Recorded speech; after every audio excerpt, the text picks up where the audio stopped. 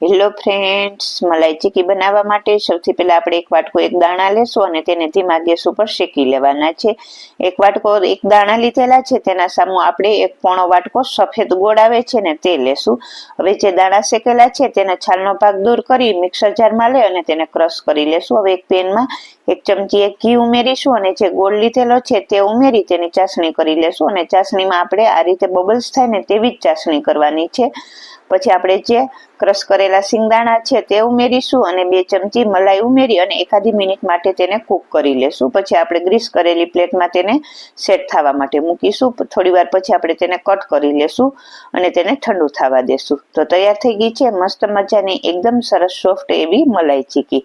Full video જોવા માટે પેજને લાઈક કરો અને ચેનલને સબસ્ક્રાઈબ કરો. તો મોઢામાં મૂકતા જ ઓગળી જાય તેવી મસ્ત મજાની એકદમ સરસ પોચી એવી મલાઈ ચીકી બનીને તૈયાર થઈ ગઈ છે.